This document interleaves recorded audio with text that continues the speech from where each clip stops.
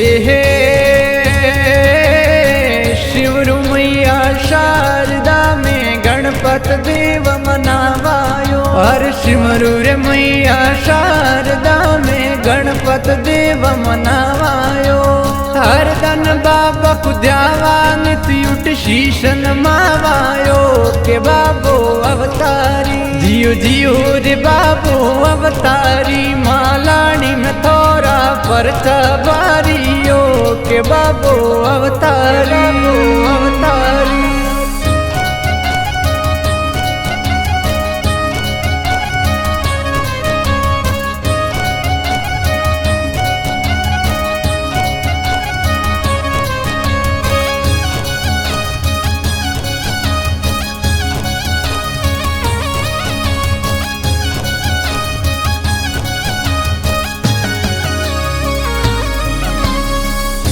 हे तालु वरदान बाबा को शिवर्या संकट मिटशियो। अरे तालु वरदान बाबा को शिवर्या संकट मिटशियो। अरे इंगलू ढोलिया आप विराजो परचो भारियो के बाबो अवतारी जियो जियो रे बाबो अवतारी मालानी में थोड़ा परचा बारियो के बाबो अवतारी बाबो अवतारी।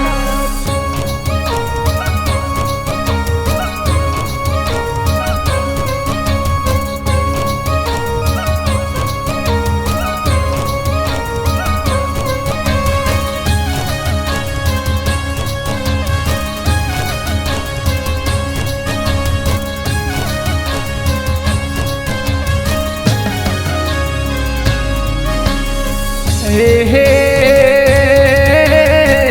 अमलोरी आप शकर बनाई कोत वालक परचा दीनायो। अमलोरी आप शकर बनाई कोत वालक परचा दीनायो। अरे डंकरे जरिए देर झरिया विश्राय अमृत की नायो बाबो अवतारी जियो जियो रे बाबो अवतारी मालानी में थोड़ा परचा भारी रे के बाबो अवतारी।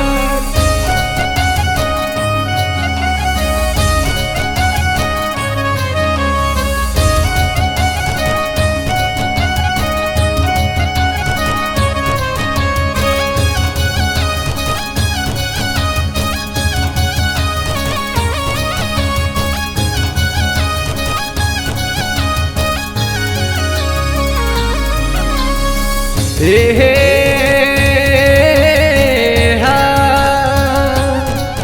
अरे रुइड़े की लकड़ी अगम भाख्या आजावे जड़ा समेता रे। अरे रुइड़े की लकड़ी अगम भाख्या आजावे जड़ा समेता।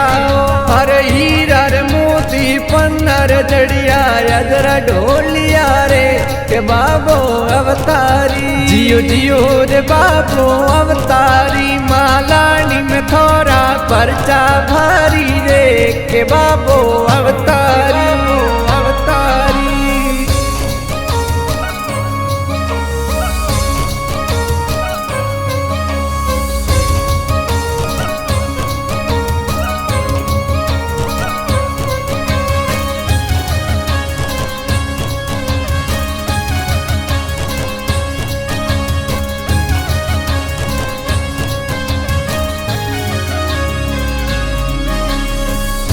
हे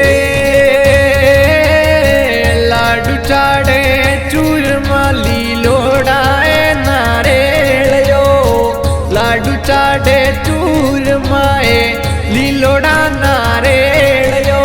पोता कमलेश द्वारे आप रे जोत जगावे रे के बाबो अवतारी जियो जियो रे बाबो अवतारी मालानी में थोड़ा परचा बारियो के बाबो अवतारी अवतारी।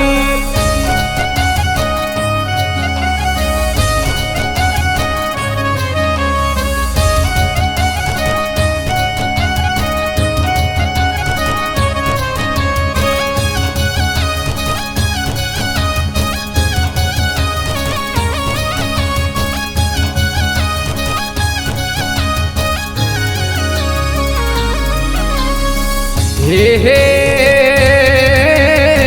दराज राम जी शिव को आपरा सेवा करे दिन रात यो।